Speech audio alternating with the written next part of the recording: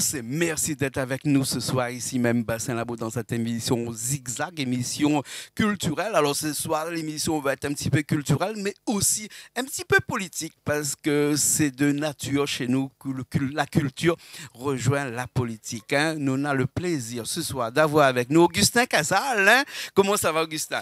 Oui, bonsoir Jean-Claude, bonsoir à tout le monde. Mais peut permettre moi d'appeler à Augustin, nous connaissons depuis un bout de temps et puis il connaît l'endroit aussi, il connaît Bassin Labo ici. Hein. Exactement, c'est un plaisir encore une fois de revenir ici et de dire aux Rayonnais, aux Rayonnaises aussi que les pariens qu'on a la politique, qui vient faire l'émission télé, voilà. C'est une façon aussi pour moi d'être au contact de la population hein. Et d'expliquer un petit peu que ça nous fait depuis un an et demi maintenant. Voilà, alors nous rappelle un petit peu à toutes ces personnes qui regardent à nous là que vous les conseillers départemental de la zone Saint-Benoît Plaine des Palmisses. Voilà, c'est ça. Mais les conseillers départementaux, grâce à la population de la Plaine des Palmisses et à la population de Saint-Benoît, moi, j'ai été élu au mois de juillet 2021 en tant que conseiller départemental du canton 7, qui compte une partie de Saint-Benoît, la première partie de Saint-Benoît jusqu'à Bras-Fusil, et la Plaine des Palmisses. Ouais. Et en-delà de tout ça, vous êtes aussi élu de la commune de Saint-Benoît. Voilà, toujours adjoint au maire, troisième adjoint au maire et délégué à la politique de la ville. D'accord. Alors, ça fait presque un an que vous l'avez élu, que vous l'avez sillonné un petit peu le quartier, vous l'avez vu aussi les problématiques de ce quartier Saint-Benoît à la Plaine des Palmisses. Exactement. Comme me disait pendant les élections, pendant la campagne, et nous continuons à voir la population, mais continuons à voir la population. Nous rencontrons toujours les mêmes problèmes. C'est une lutte au quotidien. La lutte contre la pauvreté, la lutte contre le chômage, la lutte contre la précarité, c'est toujours une lutte de tous les jours. Et depuis que je suis élu, je peux dire que ce soit au département, que ce soit à la mairie de Saint-Benoît, tous les jours, encore une fois, tous les jours, nous sommes à la tâche pour être au service de notre population. D'accord. Alors, Augustin Casal, hein, c'est peut-être une question qui va pas peut-être déplaire ou un petit peu, mais m'y connaît comme vous voulez, un politicien qui n'a peur de rien. Oui, effectivement, Saint-Benoît, bon, appelez les Palmisses un petit peu moins, mais en tout cas, Saint-Benoît qui fait partie du cœur de circonscription. Actuellement, et depuis quelque temps, on a vu beaucoup des problèmes liés à l'insécurité hein, à l'intérieur de cette circonscription-là. Est-ce que, en tant que conseiller départemental, on a aussi cette compétence-là pour aller lutter, bon, ça ne va pas prendre le pouvoir du maire, parce que c'est le maire qui a aussi la compétence primaire de ce problème-là. Comment faire pour pouvoir résoudre ce problème-là à Saint-Benoît? Alors, tout d'abord, pour dire aux Jean-Claude, mais pas gêné du tout par autre question. Pas gêné aucunement par autre question. Le problème que Nana à Saint-Benoît, que Nana à Bras-Fusil, entre autres, nous retrouve aller aussi dans d'autres quartiers de l'île de la Réunion. Et nous pourrions parler de Zac-Fayad, de Camélia, de Saint-Pierre. Nous pourrions parler de d'autres quartiers de la Réunion. Le problème de la délinquance, c'est pas un problème bénédictin, c'est un problème aujourd'hui que les Rayonnais. Mais par rapport à cela, à Saint-Benoît, et comme nous l'avons eu l'occasion de dire à notre population bénédictine, et nous l'avons eu l'occasion de dire à toutes les politiques qui entourent nous, par rapport à cela, le maire de Saint-Benoît et moi en tant qu'adjoint à la politique de la ville, nous ne l'avons pas resté en croisant les bras et nous ne l'avons pas regardé que ça se passe à Saint-Benoît. Et heureux, et il donne à moi l'occasion d'annoncer à la population de Saint-Benoît que les caméras de vidéoprotection que nous avions parlé pendant notre campagne municipale, pendant les départementales, aujourd'hui c'est une réalité à Saint-Benoît. Aujourd'hui, Saint-Benoît, il commence, après des années, nous avons nos premières caméras de vidéoprotection. Ça, c'est un fait. Nous l'avons mis en place, le groupement local d'intervention pour le traitement de la délinquance. Nous avons le CLSPD le plus actif de l'île de la Réunion. C'est le CLSPD qui rencontre lui le plus souvent. Donc, nous l'avons pris des mesures et nous les au contact. Nous en avons des actions. Dans le cadre de la politique de la ville, par exemple, nous notons 63 actions en faveur des quartiers prioritaires, en faveur des quartiers que les plus en difficulté à Saint-Benoît. Donc, nous avons des actions, nous menons des actions pour notre population qui est en difficulté. Et encore une fois, et il a eu l'occasion de dire ça ici pendant les élections départementales. Et le département de La Réunion a pris le problème à bras le corps puisque nous l'a mis en place, que nous allons mettre en place une commission pour lutter contre la délinquance. Et d'ailleurs, des représentants du département maintenant, ils siègent dans les CLSPD des différentes villes de l'île de La Réunion. Donc, il veut dire que nous l'avons pris ce problème de délinquance à bras le corps. Et comme il dit, l'oiseau ne fait pas son nid en un seul jour. Nous y travaillons. Nous ne va pas résoudre le problème du jour au lendemain, mais c'est un problème que nous l'avons pris à bras le corps et sur lequel nous travaillons. Et moi, les persuadé, et m'y fait confiance aux jeunes, m'y fait confiance aux Rayonnais, aux Rayonnaises et aux jeunes Rayonnais, aux jeunes Rayonnaises pour dire que demain matin, ça notre pays, ça, La Réunion, notre pays, que ce soit Brafusil, que ce soit ailleurs, ça notre quartier, à nous protège à nous bien vivre ensemble dans les différents quartiers où ça nous habite. Bien sûr, vivre ensemble, ça c'est un mot qu'on l'a dit là tout de suite, mais on l'a dit Ali aussi pendant les élections départementales, hein, ce vivre ensemble qui tient au cœur, m'y connaît que ce qui tient au cœur. Vivre ensemble, ça veut dire vivre, et vivre là, c'est un endroit bien déterminé, c'est le logement, hein, en particulier. Hein, la problématique du logement que vous rencontrez à Saint-Benoît, c'est un problème que tout le monde y rencontre. Mais est-ce que Saint-Benoît et la plaine des Palmiers, ça, le problème de logement, les récurrent?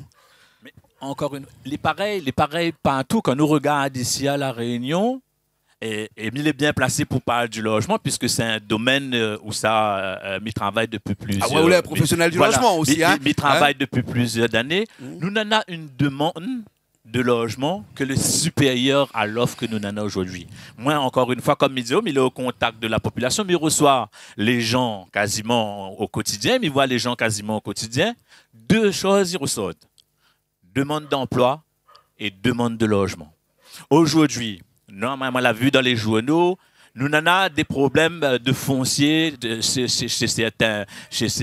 certaines villes. Par exemple, nous, à Saint-Benoît, notre quota de logement social, normalement, c'est 20% pour une ville. Nous sommes déjà au-delà des 20%, nous sommes à 35%. C'est pas un quota, c'est une obligation. Voilà, c'est une obligation que la loi impose à nous. Nous sommes déjà au-delà de 35%. Donc aujourd'hui, il faut que c'est un problème où ça, il faut les bailleurs sociaux, les différents bailleurs, que ce soit sociaux, privés d'ailleurs, et les communes, c'est un travail que nous prend, il faut que nous prenions à bras le corps. Et moi, mi va le dire sans tabou, les logements, les A+1, +2, +3, c'est bien, il en faut.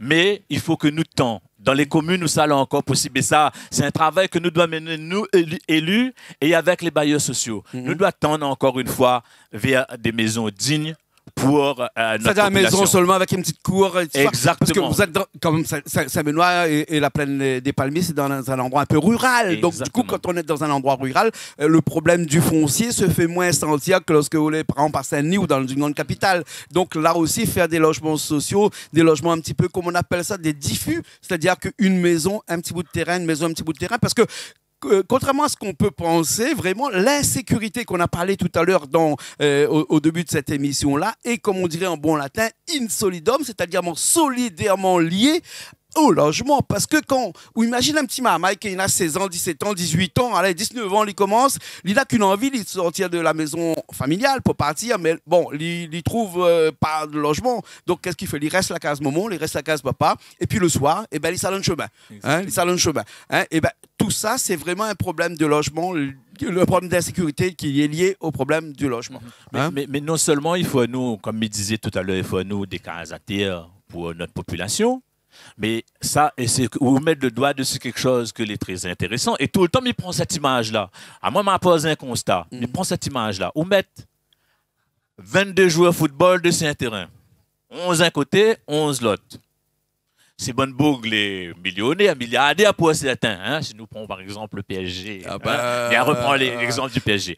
On prend 22 boucles que les millionnaires, soi-disant, on met à 90 minutes sur un terrain, et au bout de 25 minutes, 35 minutes, il y a une faute, tu vois maintenant comment on se bataille. Ben, imaginez-vous, on met 80 personnes dessus une zone bien précise, pas entassée, nous va dire, mais à des étages, empilés les uns sur les autres, sans aucune dans une promiscuité sans aucune assez conséquence. Exactement, sans aucune, comment dire ça, sans aucune autre attractivité, aucune une autre distraction autour. Quand ça se passe, Maman voilà. Maman là, quand il sort 4e, 5e étage, où ça lui s'assise. Dans l'escalier en bas? Dans l'escalier en bas, s'il n'y a pas un parc de jeu pour y aller jouer, s'il n'y a pas un terrain football ou bien pas un terrain basket pour y aller jouer, s'il n'y a pas un gymnase à proximité. Et là, c'est là-dessus qu'il faut nous réfléchir. Il faut, un côté, nous essayer de construire des logements à terre pour que les gens aient des logements dignes, mais où ça?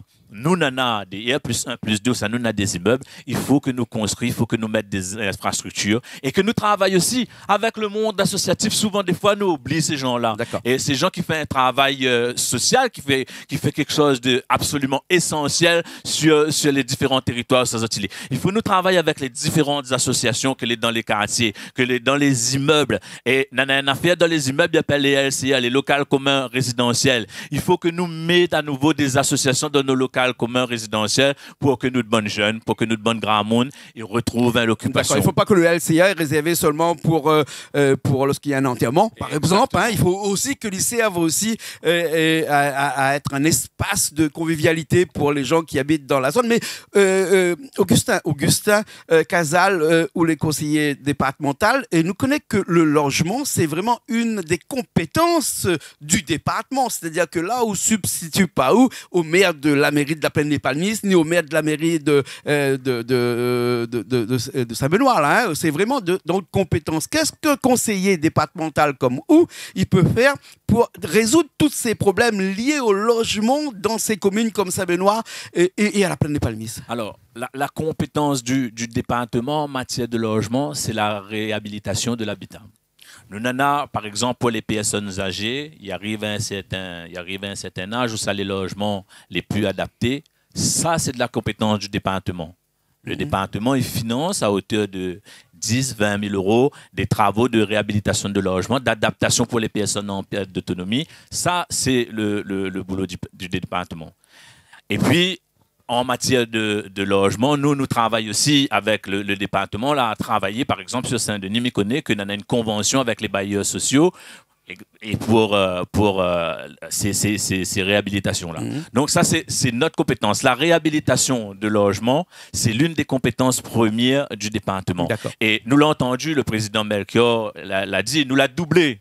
Nous l'a doublé l'attribution de notre participation financière à la réhabilitation des logements. Nous la passe de 20 000 à 40 000 euros pour la réhabilitation, pour un logement, pour la réhabilitation. Aujourd'hui, il faut reconnaître, il faut le dire aussi, il faut le dire ici, il faut cause avec les rayonnés, devant les rayonnés sans tabou. Nous l'avons en retard.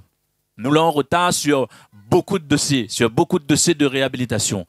Et le département met tout en œuvre pour rattraper ce retard-là et pour demain, pour arriver au niveau de réhabilitation que nous attendons. Nous avons quasiment 3 000 dossiers en souffrance et nous entendons rattraper ce retard-là. Alors, il faut bien dire aux personnes qui l'occupent, ce n'est pas un problème d'argent parce que le budget est là.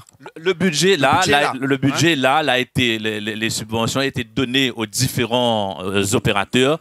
Il y a eu, nous l'avons vu dans les journaux, il y a eu des soucis chez certains opérateurs que je ne vais pas citer. Bien sûr. C'est pas mon rôle, mais nous, au département, en tout cas, le département, il a fait son job. Les subventions sont là. Nous attendons que les opérateurs, et il faut le dire, et c'est un appel aussi que Milan ce soir aux différents opérateurs, il faut aller beaucoup plus vite. Il faut aller beaucoup plus vite. Nous perdons trop de temps sur les dossiers. Nous avons des dossiers que l'on en souffrance depuis 2018, 2019. Donc, il faut aller beaucoup plus vite. Nous avons fait notre part au niveau du département.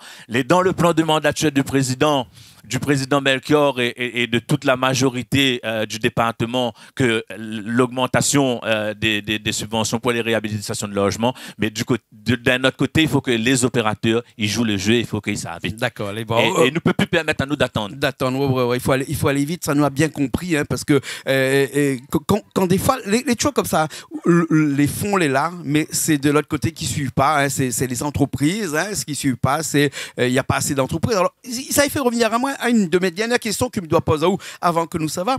Le problème des entreprises et le problème du travail, hein, c'est Benoît, hein, Plaine des Palmiers sont encore moi, c'est l'un des communes ici à La Réunion où on a un petit peu plus grand nombre de chômage. Hein. Pourquoi? Parce qu'il n'y a pas beaucoup d'industrie là-bas. Hein. Nous, on est dans une commune rurale, une commune dans l'Est. On dit que l'Est, c'est un petit peu l'enfant pauvre du pays. Normal, puisque, bon, il n'y a pas d'industrie, pas beaucoup de gens viennent investir dans l'Est. Hein. Qu'est-ce qu'il faudrait pour créer du travail dans l'Est pour que tous ces jeunes que l'on voit tous les jours en train de traîner un petit peu à droite à gauche puissent au moins avoir un travail et être digne d'être une personne exactement comme toutes les autres personnes qui existent ici à La Réunion? Alors, nous, ce que nous dit, nous, à Saint-Benoît, et Émile heureux ici ce soir de pouvoir dire aux bénédictins, et les bénédictins le voient à Saint-Benoît. Par exemple, actuellement, sur Saint-Benoît aujourd'hui, c'est une ville en chantier. Nous en avons le projet en rue, que enfin... Ah oui, mais connais quand il passe dans chaque rue, on a un chantier par là, on a un panneau terrien, on passe au pachet, on a un beau peu d'embouteillage. Mais c'est pour on fait pas une omelette sans casser les œufs. Bien sûr. Mais c'est ce que me dit. Aujourd'hui, Saint-Benoît, c'est une ville en chantier. Maintenant, par exemple, 3 exemples au niveau des bâtiments. Nous l'avons lancé la démolition de la friche Canel, cette fameuse friche, et le maire, Patrice Célie, l'avait dit ici à l'époque, on rappelle, Jean-Claude, qu'il va démolir cette fameuse friche Canel qui est une verrue, 35 ans. Voilà. Et cette verrue que tu traînes à Saint-Benoît depuis 35 ans, c'est en cours. Nous l'avons pu lancer l'ANRU il date de 2015, qu'il a été signé. Depuis 2015, les travaux, les gens peuvent constater, ils voient maintenant, les travaux, ils commencent sur l'ANRU de la résidence Europe à Saint-Benoît. On peut voir quand on passe dedans au feu de Bracanotte que nana la construction, elle est peut-être pas très gaie cette mise là, peut-être il va faire des boucliers, mais on a la construction d'un Burger King et d'un Otakos là à Saint-Benoît. Ça crée de l'emploi. Ça crée de l'emploi. Et que ça nous dit, nous, à Saint-Benoît aujourd'hui, aux entreprises, il faut venir à Saint-Benoît. Il faut venir à Saint-Benoît parce que si les autres ils perdent le temps, si les autres ils viennent pas, ben demain, on n'aura plus la place pour eux. Ouais. Nous avons du foncier disponible. Nous les demandeurs à ce que les entreprises reviennent. L'avait dit à nous que tu ne viens pas à Saint-Benoît parce que Saint-Benoît n'est pas une ville attractive. Aujourd'hui, que ça nous dit. Nous n'avons notre front de mer maintenant. Nous là, échappé à personne que la Chambre des commerces et d'industrie était à Saint-Benoît il y a pas longtemps. Donc, nous va dynamiser ce front de mer-là, nous va créer de l'attractivité, de l'animation sur Saint-Benoît pour que les gens se sentent bien à Saint-Benoît, ils puissent amuser à Saint-Benoît. Et les entreprises, pareil, il faut venir à Saint-Benoît. Maintenant, il y a eu du changement et le changement est là. Nous accueillons les autres et nous accueillons les entreprises qui veulent bien venir à Saint-Benoît. D'accord. Et n'a de l'attractivité à Saint-Benoît. Saint-Benoît, c'est une ville d'avenir aujourd'hui. Si c'était fallait changer le logo de Saint-Benoît ou bien changer son comment dire ça, pas son logo, mais comment il dit ça, son slogan. Son slogan. Mais m'aurait dit Saint-Benoît, le cœur de l'Est de la Réunion. Non seulement Saint-Benoît, le cœur de l'Est de la Réunion, mais Saint-Benoît, une ville d'avenir. Et bien invite toutes les entreprises, bien invite tous ceux qui le souhaitent de venir à Saint-Benoît. Parce que, encore une fois, comme vous disiez tout à l'heure, en termes de foncier, que ce soit pour construire... Oui, mais le foncier, c'est un des moins chers aussi, La Réunion. Hein. Enfin, voilà. La plaine des Palmis, voilà. Saint-Benoît, mais ça que reste ce soit encore pour moins construire, cher, hein, que ce soit pour construire, que ce soit pour implanter une entreprise, nous avons encore de la place. Il va falloir, mais bien sûr, il va falloir avoir des projets intéressants pour la ville. Nous ne va pas faire de tout et n'importe quoi, mais nous les preneurs des projets que les intéressants pour notre ville et nous incite les entreprises, nous incite les gens à venir à Saint-Benoît, puisque nous voulons encore une fois que Saint-Benoît soit une ville d'avenir. Et des projets de zone artisanale, par exemple, encore? Alors, ou des zones industrielles aussi. Nous avons une zone d'activité à Saint-Benoît, c'est la zone de Bras-Fusil, là où est située la. Qui est un peu saturée maintenant. Si quelqu'un veut s'installer là-dedans, il y a plus de place. Mais nous aurons bientôt aussi Beauvallon. Beauvallon, que en cours de discussion, ce sera une zone. C'est encore projet là. Voilà, Beauvallon. Donc, nous avons une zone qui va bientôt être débloquée à Beauvallon.